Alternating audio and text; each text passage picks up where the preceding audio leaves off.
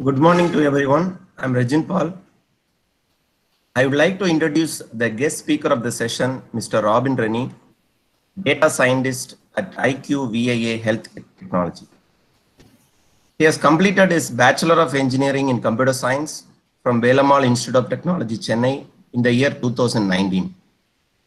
He started his career as an AI research intern at Script Technologies, Chennai in the year 2017. He has done a research on implementing light AI models on TensorFlow mobile framework in the production level.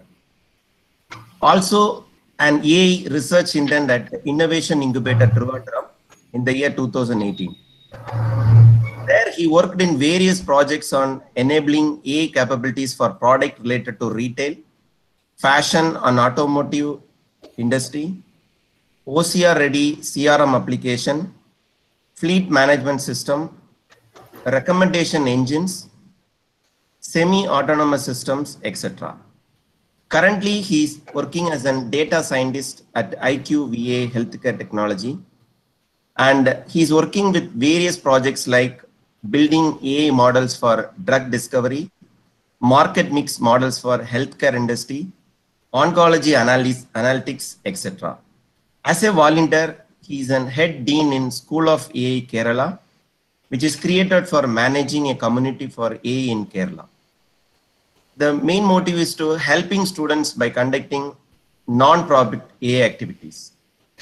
He also published a research paper named Consistent Product Moisture Prediction using Time Series Analysis for ITC company. Mr. Robin Rennie will handle a session on deep learning algorithms. And now I request resource person, Mr. Robin Rennie, to take over the session. Yes, Yeah. sir. Yes, sir. Thank you. Thank you for the great introduction. And thank you, RMK, for this opportunity. And thank you, participants. Yeah. So, so sir gave me a very detailed description. So, a little more about me is so I started my career in 2018 and I worked on so much fields in AI regarding computer vision, NLP, recommendation engines, and all those things. I'm moreover like than a application guy than a theorist. So I'll be mostly finding out the spot where we can use AI ML and where we can enable product with AI capability, so which can bring great services to the users. So that is how being done. And now currently I'm in healthcare industry. So working on market mix modeling. We are doing some products on top of that, and I'm currently into oncological research for some cancer diagnosis. So those sort of things. So today I'll be giving a brief, not a brief, it's like a overlay perspective of the algorithms, what deep learning we are using on, and whatever what I'm saying is like it's my current experience and current hands-on part. There may be like some mismatch regarding the theorist profile view, but the things what I'm saying, it's like moreover like a application perspective. So how we are using technology, how we are using the current the algorithms into production level ready codes, and how we are bringing to the customers and users for their daily needs. Yeah. So we will get started, and like like I'll be giving an overview, and so there'll be some notes if you want to like just you can scratch it up, and we'll have a doubt clarifying session after this, after like after mid part of this PPT, and also at the end, so that you can share your doubts, or if you have any doubts, you can ping me in the chat group here itself. So I'll clear it then and there. Okay. Yeah, so let's get started. And okay, so so what we see in this diagram is like a single a user. So in the daily part, like he is handling multiple variety of data, like from Robin, chat. Yeah, yes sir. we can't see your screen. Can you Yeah, share yeah, your one.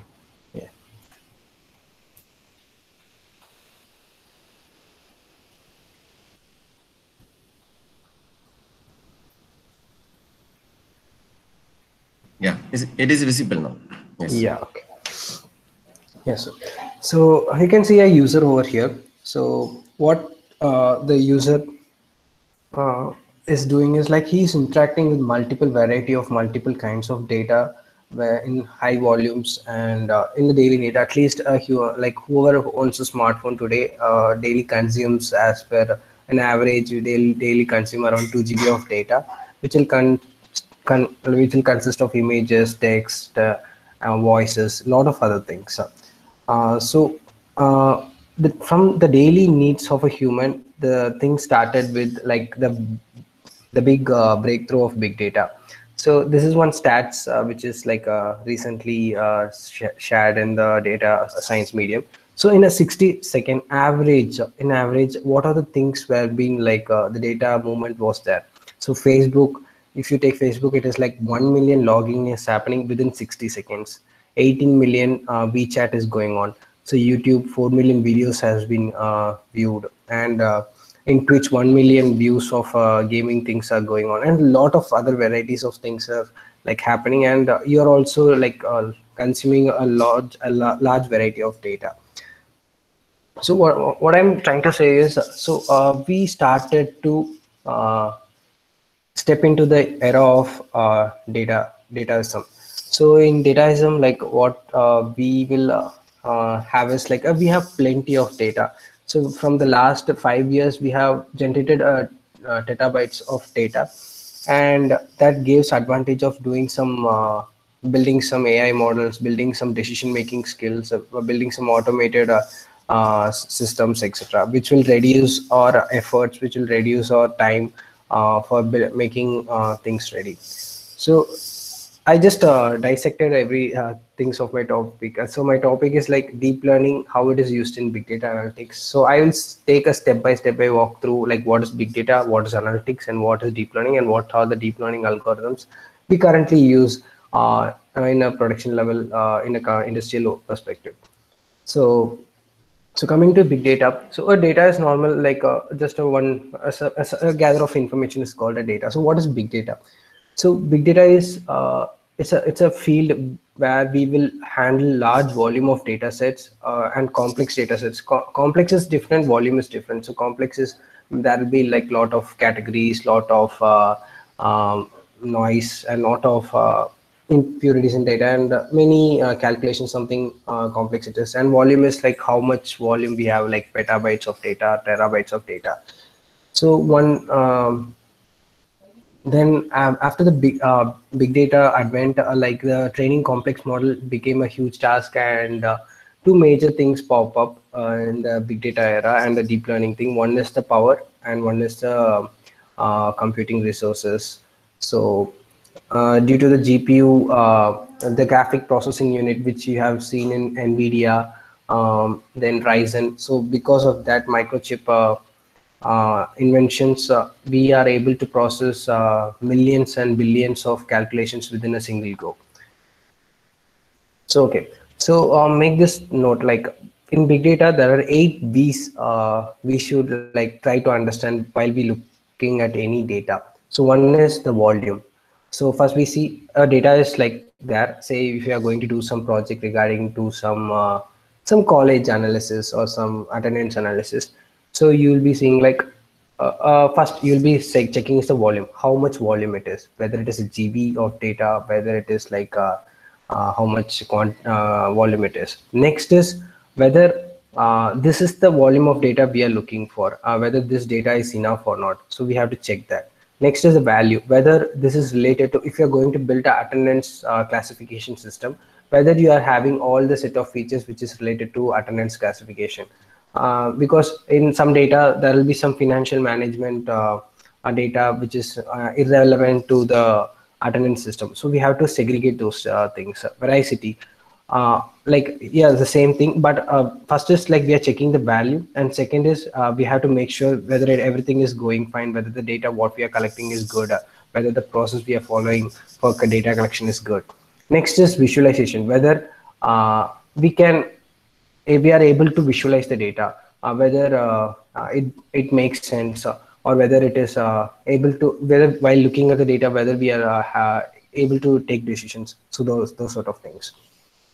And coming to variety, see, data can be in many varieties, like it's text, a voice, a number, or a Tableau column, or it will be like images. So it has some different state of medium. So we have to find the right variety of data, and we have to have a converter, or we have to have the proper methodology to have the select the varieties of data. And velocity is the data movement part. So attendance system, for every year the attendance, or every month or every day that attendance got re-established or recollected.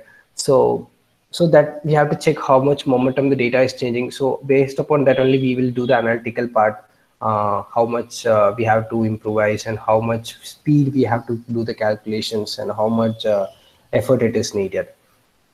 So viscosity is does it does this data and the action what you're taking is correct, because like you have attendance set of data, and what you're taking is like, okay, we have to implement some attendance monitoring system. So it is like that. So the data relevant action should be taken. And virality, so this whatever the research work what you're doing is should be like it's like a, it should be published, it should be like open source to the people who are in need, and it should made as a product and commercialize it, and it should make some value. Whatever the data, with the data whatever you are doing, it should make some value to the people who can get benefited. So this is a normal the data pipeline flow. So you can see, first you will have a goal, you will have a problem, or you will have a use case in your mind. So we started with the attendance classification system. So we have a problem. So what is like we have to calculate how much of people will be coming today, and what is the weekdays average basis, how much, because you can see on Friday and Monday there will be like a lot of people will be on leave. So how to track it down, how to make it improvised. So for like we have to find out the reasons why the people are not coming, or which area is focused more to bring people in. So a lot of other questions will be there. So we can say that is also a goal. So we have to build a proper attendance analytical system for the college by bringing all the data down. So we will, the next process is we will have a team.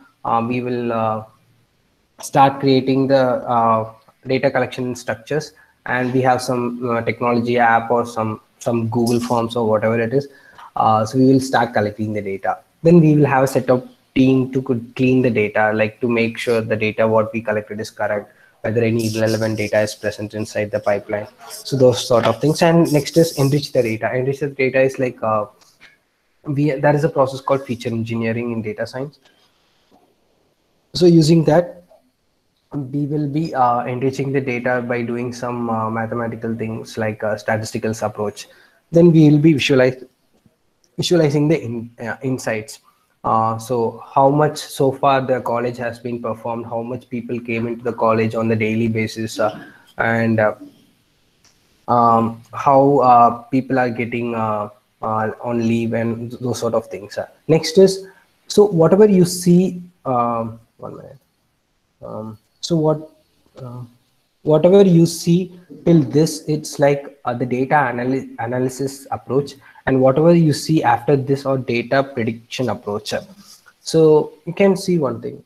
So there is a very major confusion regarding this three part. So everybody thinks big data is different. Data scientist and data science and data analytics are like interlinked or anything. So big data is a separate field which will handle plenty of data, like storage, warehousing, then ETL, the data processing pipeline. So data analytics is we do some visualizations, and we say what all the things happened in the past, like some report generations or something. And data science is, it will say what are the things happen in the past, and because of that what can be happen in the future, like what can we predict in the future. So that is the data science part. So coming to this part, the data analysis work will be stopped till this find insights and visualize. Then coming into the deploy machine learning, the data science work gets starts on. So we will be implementing machine learning algorithms, statistical models, and we will be implementing DL model, deep learning models for building the prediction pipeline. So once we get a certain results, we will try iterating and to find the best result what we can productionize. Until there's any doubts.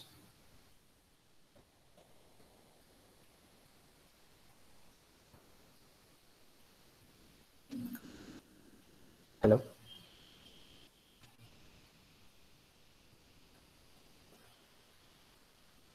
So any doubts regarding the data pipeline, the data science roles or the AI roles? No, sir, it's clear. Yeah, okay. Um, so coming to this, so there are various analytical approaches. So now consider we got the data, we got all the data what we need. Now we have to do the analyst part. So coming to analyst part, there are varieties of analysts. One is descriptive analysis, diagnostic analysis, predictive analytics, prescriptive analytics, and cognitive analytics. So descriptive analytics will say what are the things happen.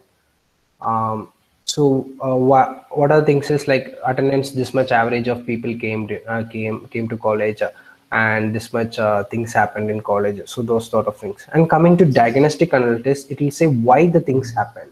So we can find out the reason. Example, due to some strike, the college there will be like huge absence of people in the college. This analytics will help you to find what is the why part.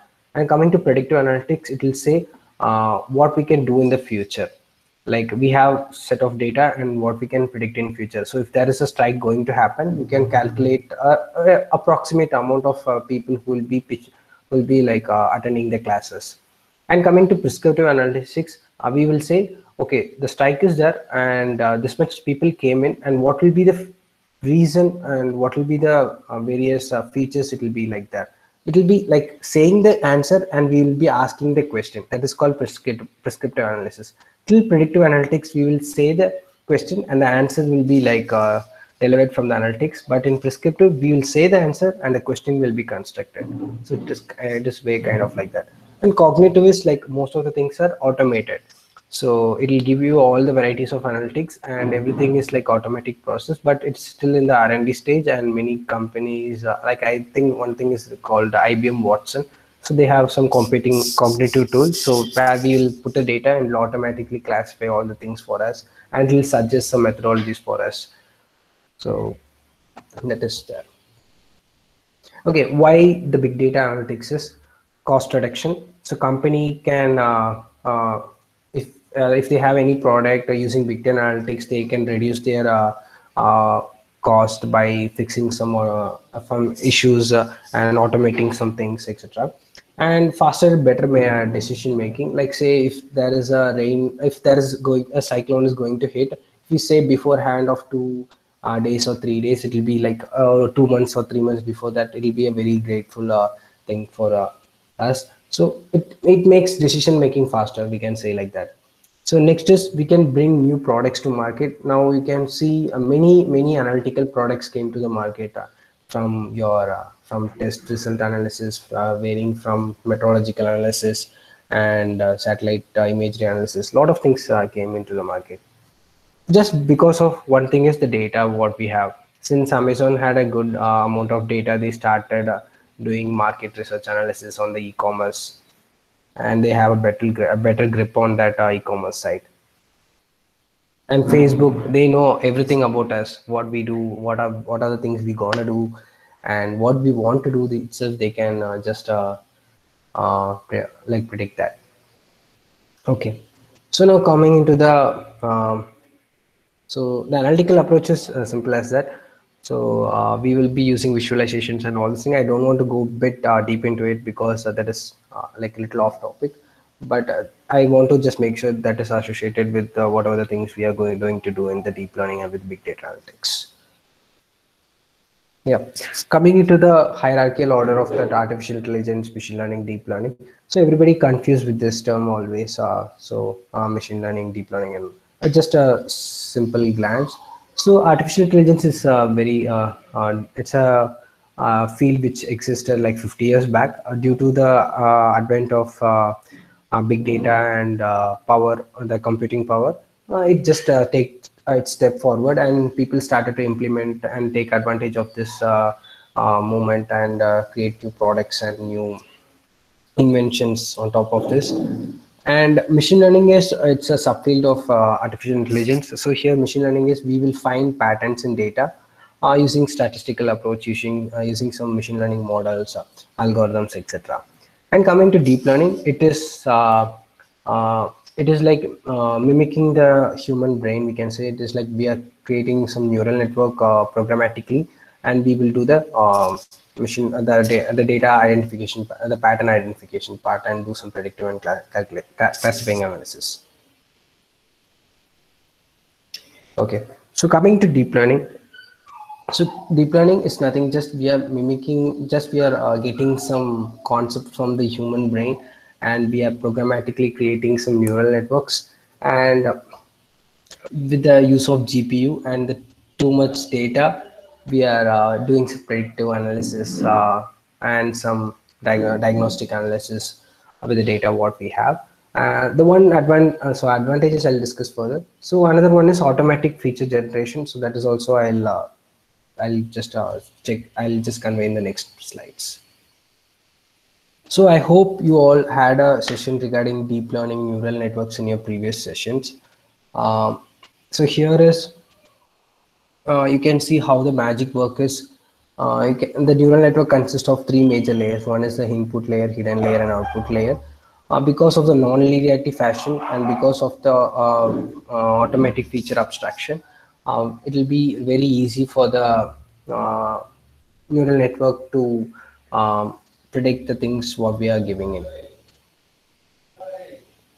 So this is a basic perceptron overlay. So we have a set of inputs. Just I want to make sure the beginner class is over, right? Like everybody have an idea about neural network and deep learning, or is it like any newbie here? So actually, in the previous session, we have been given the introduction about deep learning and neural networks, machine learning, Okay. the differences and all. Everything was told clearly. Okay, fine. So I hope like the concept and terminologies what I'm using here is like well known to the audience. Yes, sir. Yeah, fine. Okay. So coming to this part, so we have a certain inputs x1, x2, x1, x2, x3, x4. So we have a certain weights, and we will be doing some transfer functions over here, just nothing but a linear calculations. And we have some threshold, and we will say this belongs to that and that belongs to that, or using some numerical aspects. So that is what in each, you can say in each neuron part it is happening. So in each neuron, the same mathematical calculations or input will be passed in. We will calculate the weights and we will do some summation operations, and we will have an activation layer, and we will say whether it belongs to the particular category what we are having, like dog or a cat.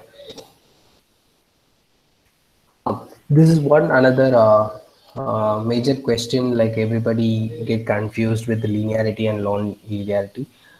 So linearity is nothing but say if there is one equation called 4x plus 5y is equal to 2. So we have to calculate the x and y. So whatever the things we are calculating is will be equal to 6, which is like a linear fashion.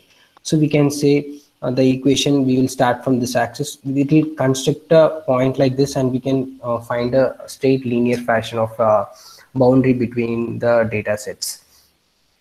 So coming to non-linear, so here is one problem. So suppose what if the orange category things are present inside this blue color?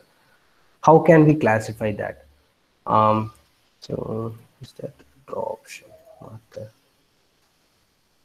So suppose this is like say, so this is some centimeter, or so we can say this is weight and this is height. So suppose there are like two classes, so big guys and the small guys. So we can say these are the big guys, and we can say these all these small guys. So how you will train a machine learning model or a deep learning model to classify these things. So whatever we train or will be building a model is a linear fashion model, so from the machine learning part. Like the equation will be like the optimal equation will be like some 5x plus 2y is equal to some value. So we will be based upon the x and y. We will be calculating the parts and we will be constructing a hyperplane. So what if suppose like this? So the boundary will be set it as like this. So the boundary will be this, like this. So once if the boundary is like this only, we can easily classify which are the big guys and which are the small guys. So for making this kind of boundary or a classifier, we need to take advantage of non-linear fashions. So non-linear fashion is nothing but, so we say this is the equation, we apply one thing called activation function. So I think they already discussed about this. So activation function. So activation function is nothing but it just convert this range between the values of 0 and 1. It depends upon the activation functions we are using, but majorly it will be like a probability ratio. So 5x plus 2y is equal to 0.23 something, it will come like this, like based upon the activation function. So what happens is the linearity will be broken down and the non-linearity fashion, which will give advantages of creating the boundaries well and clear.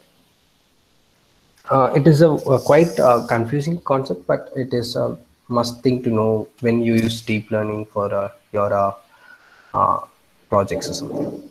Okay.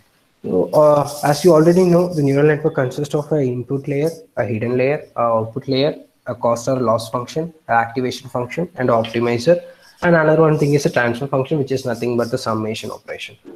So apart from this, there are like a lot of other stuff, but majorly for all neural network, we will be using this major things. So input layer, hidden layer, output layer, loss functions, activation functions, and optimizer. Okay.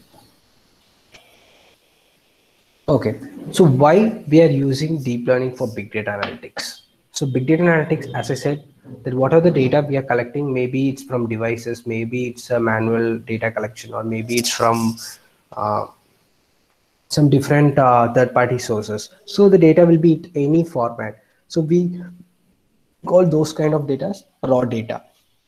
So in raw data, so the data will be in any format. So it's difficult for the people to process for machine learning, and so that is one challenges. And unlabeled data, mostly we need to label the data. Labeling is nothing but we are just setting the targets for the data. So if you say so and so features of a people, so this guy is a topper, so this guy is a average guy, so those sort of things we need a features, and we need to have a label to identify whether it is a topper or a mid average guy. And to maintain the target values, we will be having some manual work to do that part. But if you have millions and petabytes of data, it is very, very difficult, and it will take years and months for the people to label the data. So one, that is a very big challenge in the big data analytics, and still it's been it's very difficult for the people who is working over there. And uncategorized data. So uncategorized data is like make proper arrangements of data, proper data warehousing, and proper hierarchical order of arranging data. So those sort of things are there in big data analytics challenges. Okay, so then coming to deep learning, how it is gonna do its part for the big data analytics. So feature abstraction. So we don't want to define the we don't want to clean that much of what we are doing in machine learning. So in machine learning, we have to do the feature engineering, we have to do the data cleaning and a lot of things. But in deep learning, we will do a minimal data cleaning part, and the feature engineering part is automatically taken care of the deep learning models. And it is robust to noisy data, so it can automatically handle the noisy data features from the given data set. And it is best approach for unsupervised if we have more number of data, like the more data, the more power we can say. And so we can easily, so what is unsupervised and supervised is, supervised we will be giving the target variable. And as I said, like in big data analytics, most of the things are like unlabeled or or like it's unsupervised. So for that, it's deep learning is the best approach till date. Maybe in future, like other research work is going on, maybe it will replace soon. Okay, okay, guys. So till here, any questions?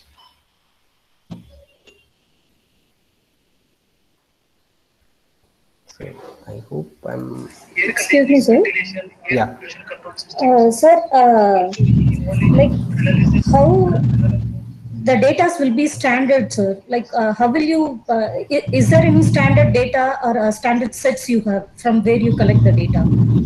As you said, you are collecting the data from different ways, like you are having different labels like raw, unlabeled, and all. But Yeah. is there any standard, like Berkeley standard function we have, right, for image segmentation? So similar to that, do you have any standards there? Yeah. So do you know about the procedure called ETL? Sir? ETL.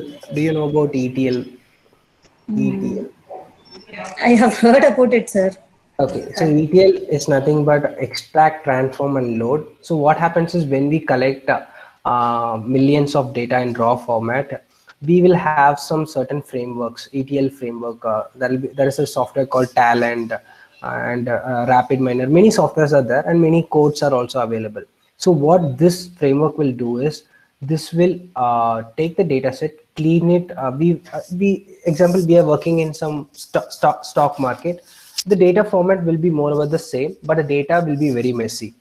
So we know the static fields, what are the things going to be there, but the data will be different. So we will write logics, we will write some codes for the ETL process, and this framework will automatically handle the data cleaning part for us. So once the data is pushed into the system, the ETL process will be loaded and the data set will be clean and stored in the warehouse for our usage purpose. So the standards are designed by us only, like what are the format we want and how it should be standardized based upon the research work what we are doing on. Maybe like there will be some other company who will be working on the same project. Maybe they will be having certain standards which they open source. We will be following those standards in our projects. It will be easy. How do you authenticate the collected data, sir? So authenticate collected data. So authentication means like validate whether it is correct or not, something like that. Yes, sir, in that sense. Yeah. Okay. So suppose you say I collected the height and width of the people who are presented in the class. So I have height means there will be certain ratio. There will be very rare people who will be below the certain level. Like there will be the people average will be starting from 4 to 8 feet. So if there is we will know the thresholds limit. So based upon the threshold limit, we will write logics. So if any people below 4, that will be identified as some fishy data, and we will do some. We will analyze manually whether it is a good data or not, and we will remove it, or there will be some certain rule logic constraint which will automatically remove from the data. So basically, write some rules and logics to avoid this kind of validation. There is one step called data validation, and we will do in that part. Thank you, sir. Thank you. Yeah.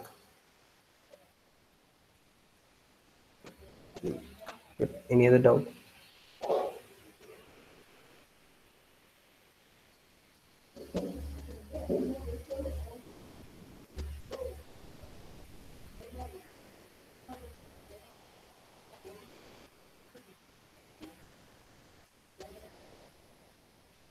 Okay, I think loud and clear.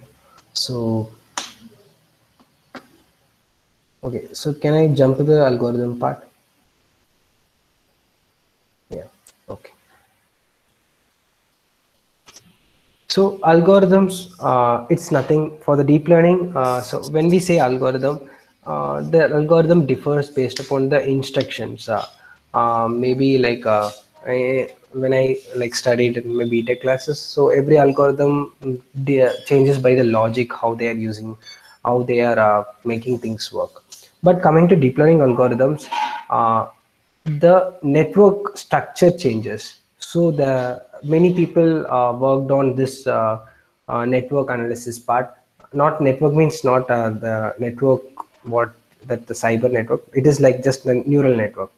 So the neural network part, many of them invested their time and money to find out the state of the art network for the for the major use cases, and that's how that is called, the network is called as the algorithm in deep learning. So first we will start with the CNN. So this neural network will be covered more in the next session by our HOD.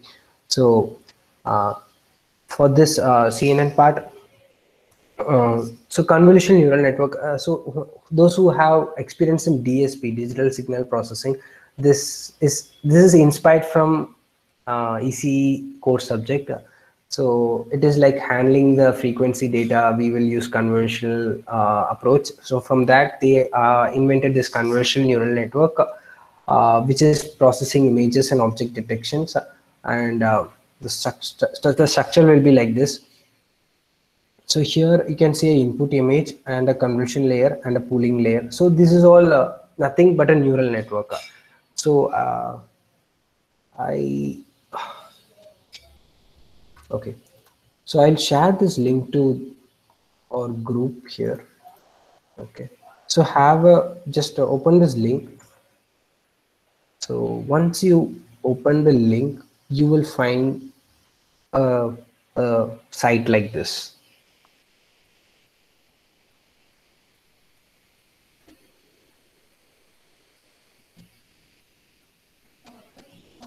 Yeah, you just open it 1-2 minutes.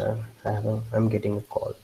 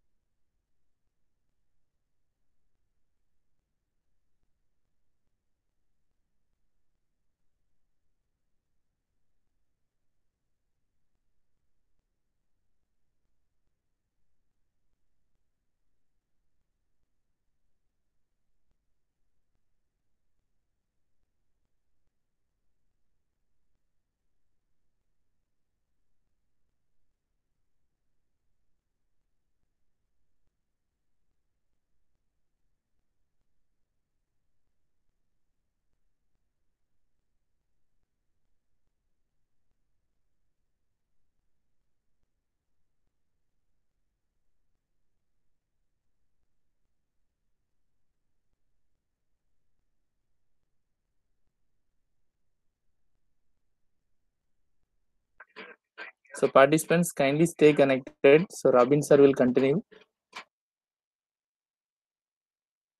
Yeah. So sorry guys. So what happened? Okay, sir, you can continue, sir. No issues. Yeah. Okay. So when you have a look on this site which I shared you, so you can see this is a convolutional neural network setup. So this is a 3D visualization part. So what we are gonna do is we're gonna draw some number, and how it will show how the neural network is extracting features and how we are gonna predict what number it is. So we will start with the number called 6. So when we draw here, we can see, so this is the input layer, the first layer, the black layer you can see is the input layer. So my screen is visible, right? Okay. Yes, sir. Yes, sir.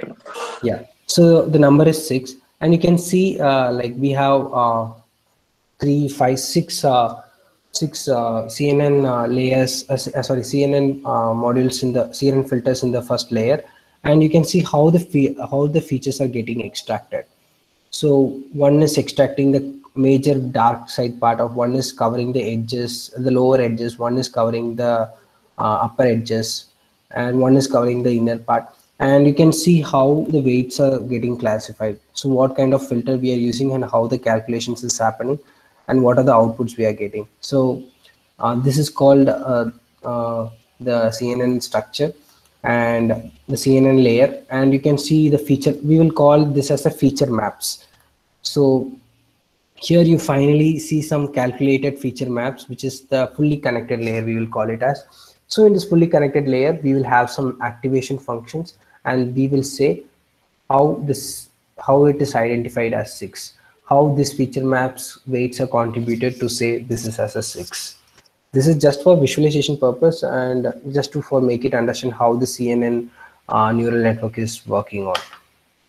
And there is another thing called tensor space. So here is the same. So you can see the number 5. So I'll share this link too.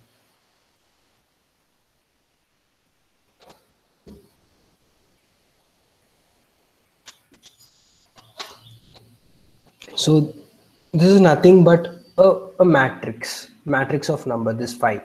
So when I say 5, so how the layers gonna classify? So you can see the first set of layer, how it is getting the feature maps, and the next set of layers.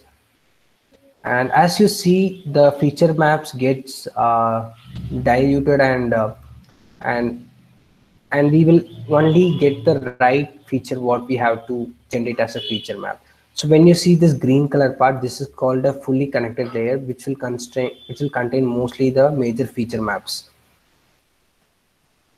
And we will construct, like based upon our state-of-the-art algorithm, we will create the feature maps and all the layers, and once everything is done, we will calculate what it is. So you can see the 5 over here.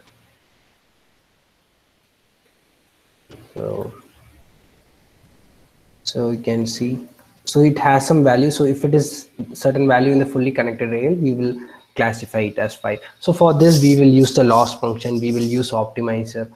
So I don't want to dig much into it because that is covered in your previous class, as well as in the next class you will have the CNN sessions, so they will cover the most for you.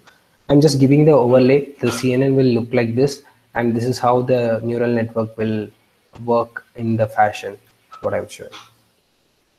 Okay. So this is one algorithm which is majorly used for image processing and object detection, and this kind of algorithms are used in satellite image processing, medical image analysis, forecasting time series, detecting anomalies like any mistakes in the system based upon the data given. Okay, next is long short-term memory.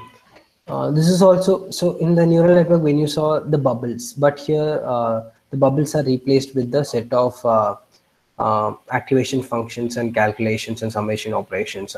So what LSTM will do is, LSTM is called a memory neural network. So it will keep things in memory. Memory in the sense not physical, not like computer memory. Like if you say hi, like I'm saying a sentence, I am a data scientist. So you can see I am a data scientist. So when we segregate, so I should be connected with AM, and AM should be connected with A, and A should be connected with the data scientist.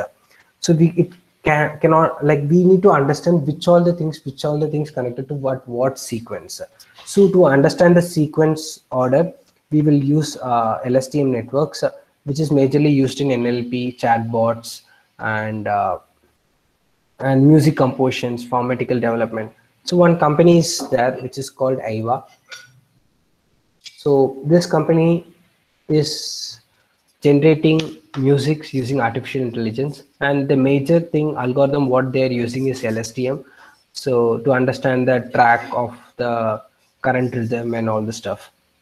And many companies are there. So speech recognition, your Google chatbot, so the AI assistant that uses LSTM to identify the sentence what you're making. So if you say play some music, so it will understand which is related to what, so what action should be taken based upon the things what you are giving on. So this is the LSTM network structure. So XT1 is nothing but like just the input I, so we can say, so we can say mark, so I am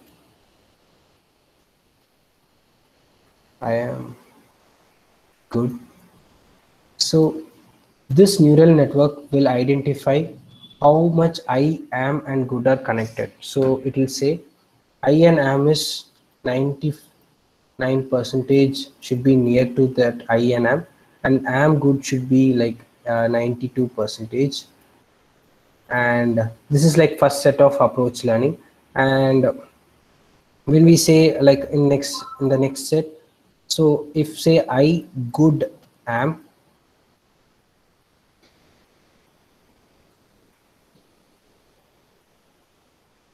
I good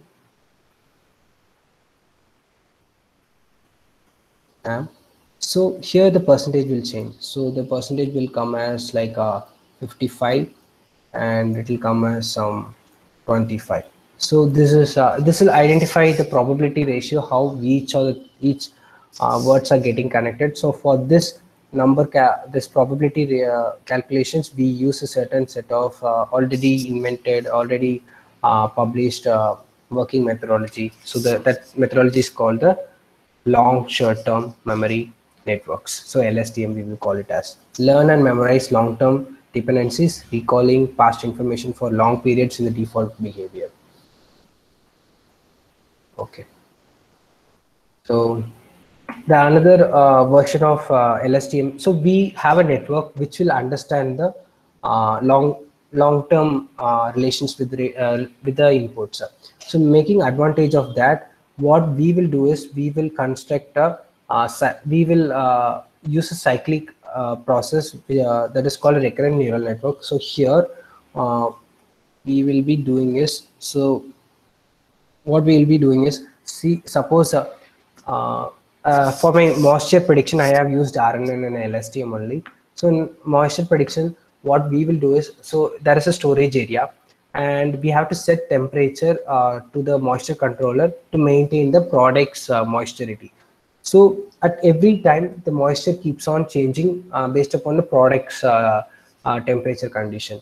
So what we will do is we will analyze the previous moisture and the current moisture and the future moisture using this LSTM network only. So we use this. So this will say, okay, at this much, so 9:55, so 9:55 a.m. So the product moisture is, so the room temperature is 23 degrees Celsius, and after that 30 degrees Celsius, and after that 25 degrees Celsius. So based upon that, we can predict what will be the next one, and what will be the, suppose if this is given, I can predict what will be the middle temperature. So for that, we need to know the relationship of the sequences. So for that, we will be using recurrent neural networks. So that is majorly used in image captioning, time series analysis, natural language processing, handwritten recognition, and machine translation.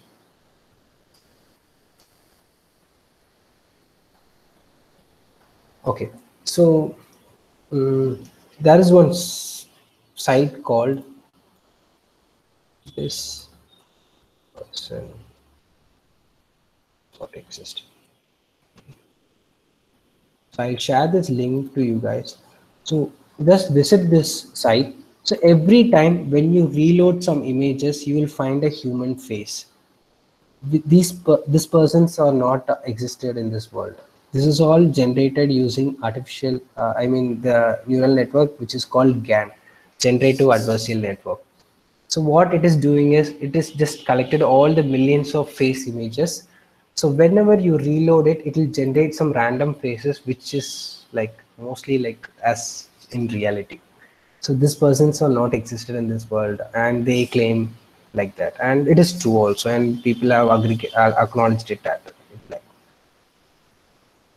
So it is quite fancy stuff, but so that is what we're gonna discuss about. So generative adversarial network. So what this network is doing is, it will try to generate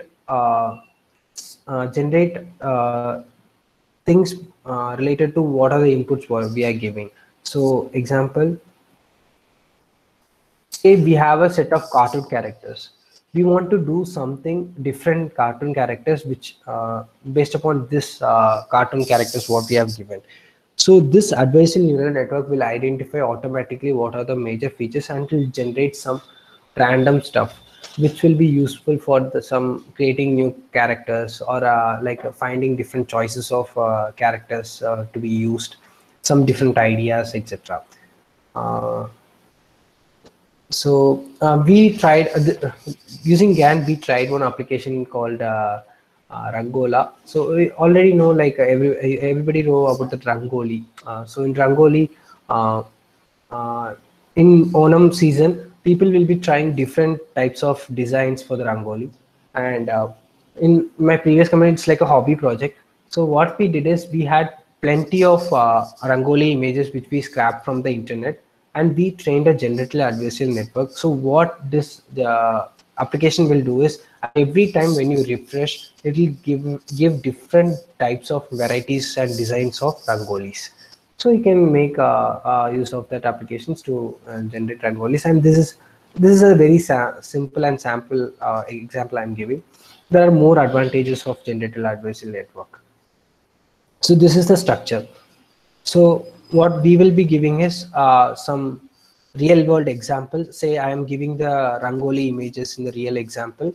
There is a discriminative model. So what it will do is from the generative model will generate some images, and the discriminative model will say, okay, this is not the feature I'm looking. This is something different. This is not looking as real as like what you're generating, and it'll keep on optimizing the generative model. So it'll say real or fake, like the real image, what the generative model generates is real or fake. So if it is a fake, it will update the model, and simultaneously it will update the discriminative model also. So you have to understand two major things: generative model as well as discriminative model are the key concepts for the generative adversarial network. Okay. So the next is multi-layer perceptron. So this is nothing but the basic neural network what we are discussing. So which will have an input layer, which will have a hidden layer, and output layer. So we will pass the input and do some mathematical operations on each neuron, like perceptron calculations, and we will be using the output layer to generate the outputs. So majorly it is used for semantic indexing and for data retrieval process. So why it is used is it will automatically capture the features, and if you say something, it will majorly used in search engine and some forecasting part. So two things are. So coming to next part is restricted Boltzmann machine, RBMS we call it as. So here the structure I'll explain. So here we will see we will have a set of inputs. So what we will do is we will capture the most needed feature from the input variables. So example, if I give a tree images, so I'm giving tree images. So in the tree images, I'll capture so what type of trunk it is, what type of root it is, what type of flowers it is, what type of leaves it is. So these are the features which will be automatically extracted from the input data what we are giving. So why we are using this is, example, suppose you say you have to store some data efficiently and you have to automatically store it in a wiser manner. So what we will do is we will use this kind of mechanism to store the things up. So majorly it is used in dimensionality reduction, classification.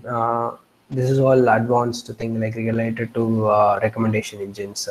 So mostly in e-commerce side, they will use this kind of mechanism to store efficiently of the data records in their DBs. And next is autoencoders.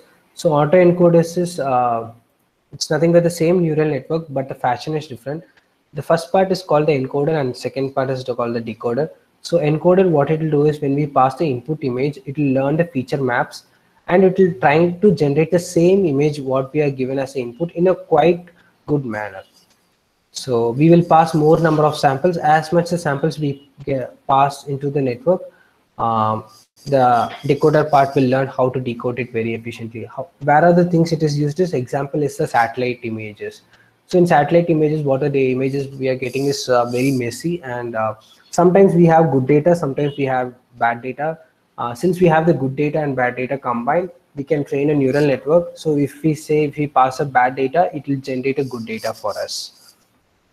So that is one applications of autoencoders. So as I said, that is used in pharmaceutical discovery for drug discovery, and popularity and image processing for satellites, and for agriculture resources, etc. So these are the major flavors and algorithms of neural network and deep learning. So first is CNN, then then LSTM, then RNN, then RBFS, then autoencoders. So how we can implement this? There are like pretty good frameworks are there. So majorly the TensorFlow is the lead in data in AI part. So they have a lot of open source things, Tryon, Keras, PyTorch, Theano. So these are the major frameworks you can try. So for the beginner purpose, you can start with Keras and PyTorch. As you want to do some production level of things, you can go with TensorFlow. Okay, so that's it, I think. So learn deep. And any doubts regarding the algorithms part?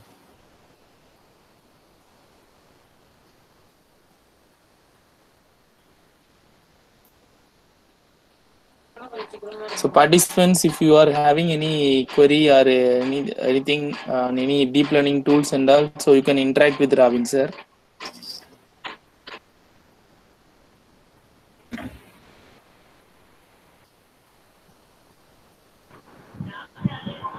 Hello, sir. Yeah, yes, ma'am. Sir, I have one doubt, sir. Yeah. Sir, can we apply RNN for image dataset, sir?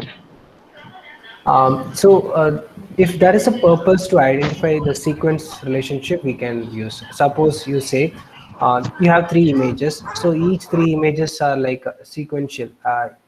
Like example, you can see the moving clouds images. So in each images, the cloud temporal, I mean the location keeps on changing. So to track how the clouds are moving, so to track the sequence, we can use, if there is applications like to track the sequence, you can use RNN. So if it is a classification, we don't want to use RNN. Okay, sir. So if you want, the basic idea of RNN is to capture the sequence, how the things are moving from one time to another time. Okay.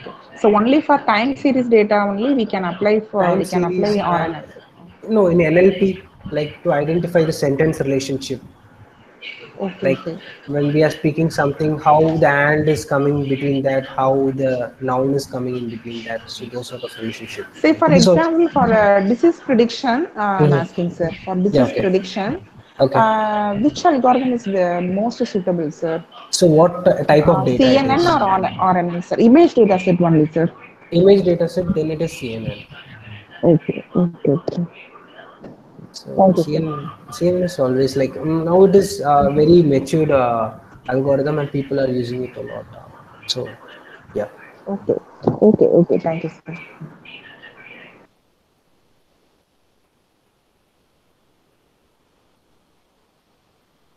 Yeah, guys. So any other doubt? Sir, one more query in the chat box. Okay. Can we apply deep learning algorithms for locust attack in prayer? If so, which algorithm will work better? Okay, locust attack. So basically, locust attack, we can have a set of features like the climate condition, the seasonal ratio, and the crops what we are using. Yes, if we have the past data, like example, we are having 5 years of locust attack data, like at what time which village or which district or which crop got attacked. Yes, we can use. Not deep learning, machine learning itself will be good to apply. If the data is too messy, or if we want to do better predictions, we can go with DL, but I recommend to start with machine learning itself or some statistical approaches. But it is doable. Yeah, so if that is the case, if the data is like numerical, as I said, we can go with multi-layer perceptron. Excuse me, sir. Yeah. So you have mentioned some of the frameworks for deep learning like TensorFlow, Keras and all. Can we Okay. work with Google Colab itself or should we go with Keras? No. So Keras, TensorFlow, all things are a Python libraries.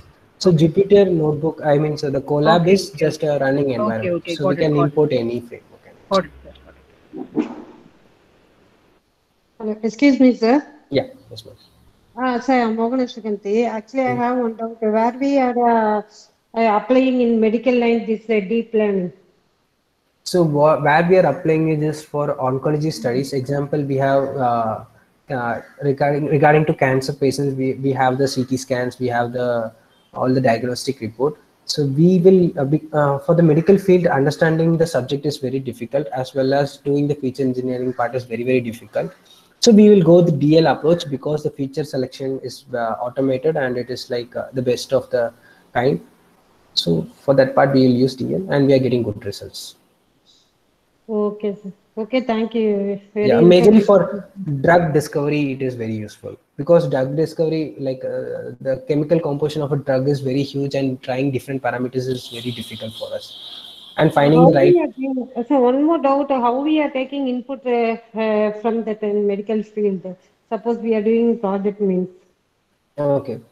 Suppose example, there are many problems. It depends upon the problem. Say if I say example corona. Okay, so we take the corona as a use case. So we have to find out whether the patient is affected by corona or not. So we basically we will do with the test, the PTSS, but with the basic findings like whether he has a fever, what sort of temperature he has, and what time he has, and what sort of symptoms he is reacting. So based upon that also we can build some models which will find at least 80 or 70% whether the people is likely to attacked by corona or not. So you can see in Aarogya Setu app, this feature is there. So it will basically ask you a timely basis whether are you okay, are you having fever, what temperature it is.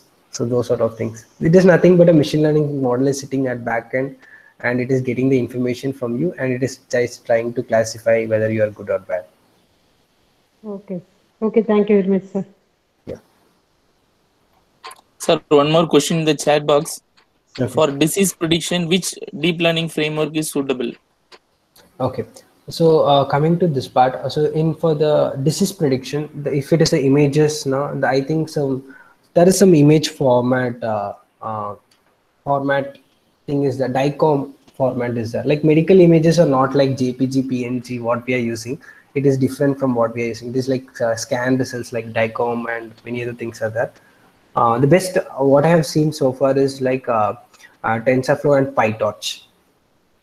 Okay, so TensorFlow is if you are a beginner, go with PyTorch. If you are familiar with deep learning already, you can try TensorFlow. Sir, one more question in the chat box.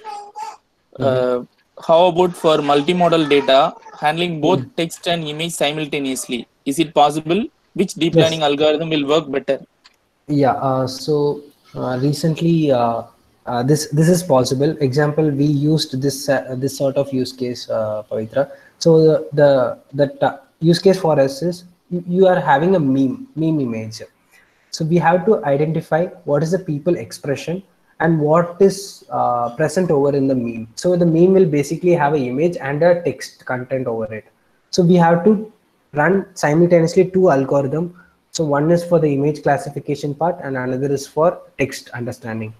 So there is another one concept called hybrid modeling system and attention mechanisms. So using that, we implemented the solutions. So we can't say the exact algorithm, but that is possible. You can try. The hint is like you can try attention mechanism neural networks. Okay. Sir, one more question, sir. For question answering system in natural language processing, which deep learning algorithm will be better to use? Okay, so majorly in chatbots, they will be using RNN for a question and answering to understand the question and all the things.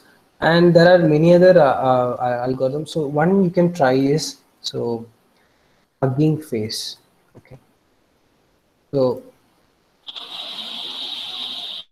this is the hub for NLP. We will call it as. So this is an open source uh, framework for NLP. So they have a lot of models, data sets, and resources regarding to natural language processing, and they suggest different models for all the things, question answer. So you can see question answering. So they will say what are the best models and algorithms in market. So it also classified based upon the languages. So there are many things came upon BERT model, then some glove model, lot of things are there. So what I said is like everything is a very base minimum algorithm. There are many advanced algorithms in the trend today. Sir, a few more questions. What kind of tools we can use for it framework? Can you please suggest any tools? I have already worked with the ProTeach tool. Whether it is better to work with the same? I think she's asking related to ontology, I think. Okay, so I not work much with the ProTeach tool. So if there is any tool now, there is one tool called.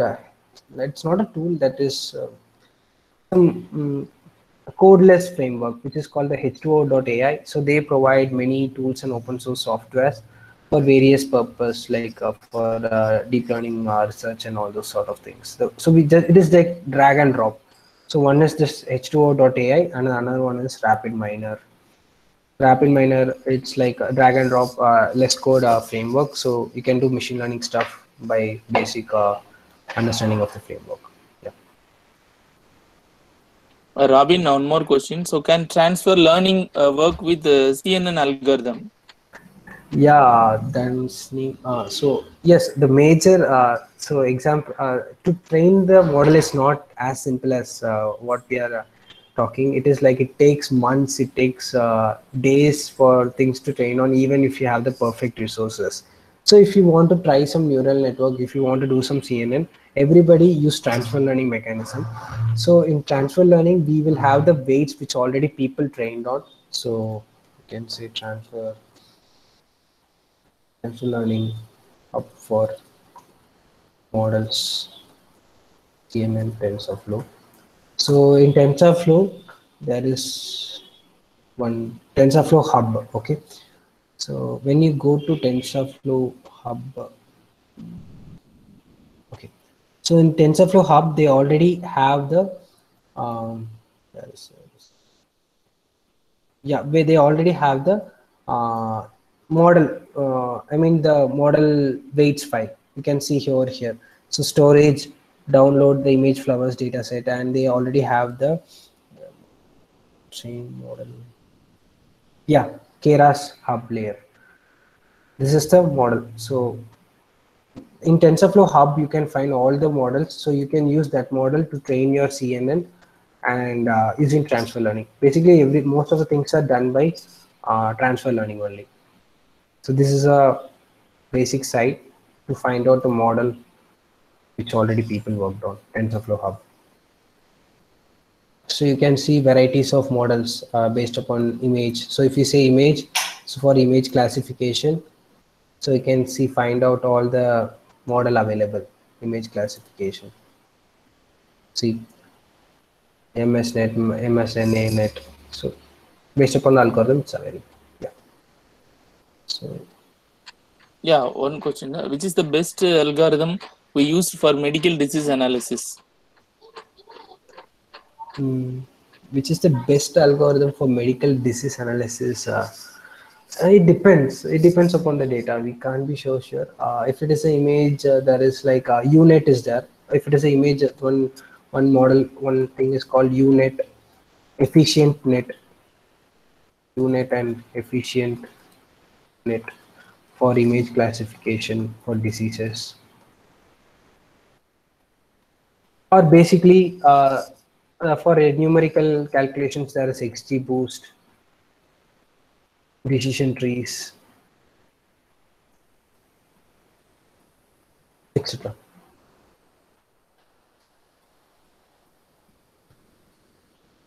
Yeah. And still collecting real-time Medicaid data, so how to show the novelty in terms of data collection. So Lalita ma'am, so what you can do is you can have a tie-up with any research institute uh, like some medical colleges or some hospitals, and you can work with them to collect data, and once you publish, you can aggregate them with the findings what you have done, and you can use like you can say we extracted data from this hospital from this set of patients, and it is like quite confidential, and that's how that will improve the novelty process for your publications. So basically it's like a tie-up and partnership program you have to do. You can't, as a single person and as like an open source guy, we can't do any medical research. And as I am in medical industry, I'm facing these challenges since we are tied up with a lot of hospitals and other clinical aspects within multiple sectors. We are easy to get the data. And sir, one more question by Teresa madam. Is any specific tool to deal with the text data and to do mining, like knowledge extraction like that? okay, knowledge extraction. Mine actually, ma'am, my core is computer vision. So NLP that it is there, but I'm not sure for knowledge base what thing they are using, but it is there. If time permits or something, if you share me your mail ID or something, I'll share a detailed description about that by discussing with my colleagues. There are a few NLP guys who do this stuff, and I've seen it personally, but I'm just not in that field, so I'm not much sure about that. Okay, so best algorithm for time series and traffic management. Traffic management. Okay. You can't say best algorithm so traffic management, it is like basically it's a classification problem, whether not a regression problem, it's saying what time it is, like what is the optimal time. So time series, so we can go with initially you can go with basically with ARIMA. So ARIMA, auto ARIMA. Always try to go with Croston, then FP, Prophet. So these are the machine learning time series analysis algorithm which you can try. And after, if that is not convincing and if you have more number of data, go with deep learning approaches like LSTM and RNet. Okay. And then what are all the validation tests that are to be performed in deep learning approaches? What are the validation? Okay, so where is the question? Oh, it is in the end. Okay. What are the validation tests that are to be performed into deep learning approaches like parametric? Yeah. So parametric test, what we will say it is like hyperparameter tuning. So we will find what are the optimal parameters we need to set it for the neural network training, and parameter test, like it's like basically like a benchmarking. We can't. What are the validation set that are to be performed in the deep learning approaches like parametric?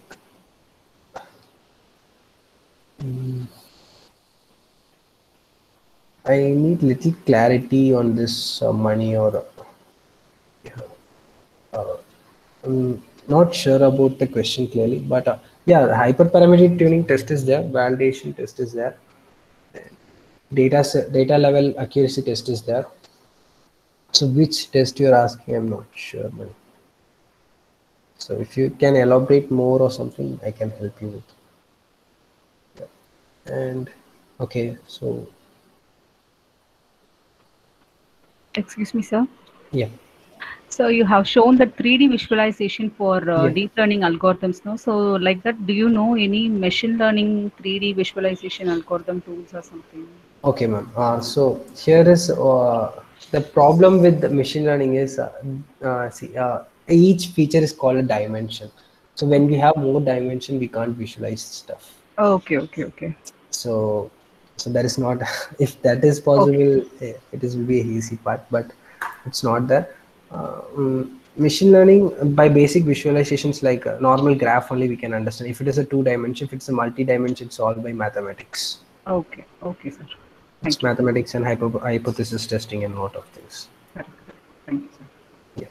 And so this is one another thing for neural network to understand the neural network weights distribution and all this thing. I will Yep. share the link over here.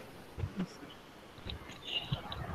And there are also some other tools like TensorSpace. So TensorSpace, you can directly integrate to your project, deep learning projects also to try to understand how your images is getting classified. So this is the like the demonstration of their services. So tensorspace.js. So I'll share the link. So you can directly integrate to your deep learning projects for image classifications, and you can directly visualize your own network with your own models. Yes, sir. Thank you. Okay.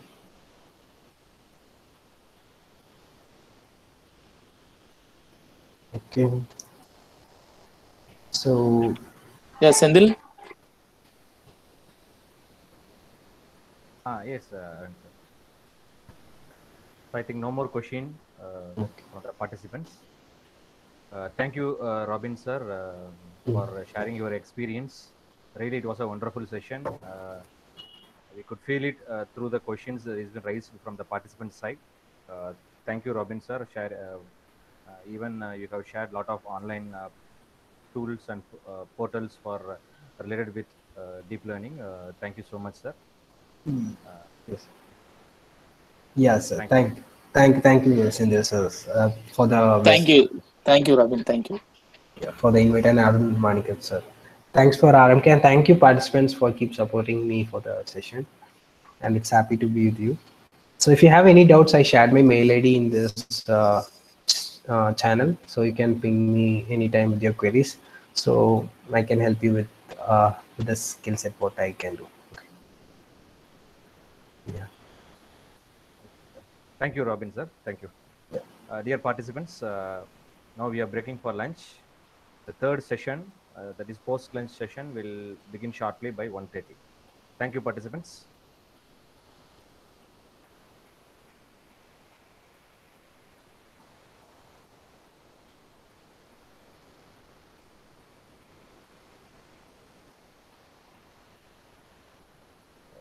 Dear participants, once again, I'm just announcing the post-lunch session will begin by 1:30.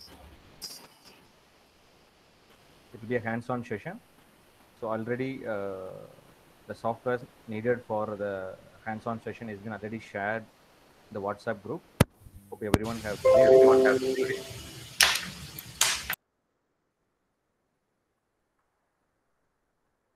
We will meet in the post-lunch session, participants. Thank you.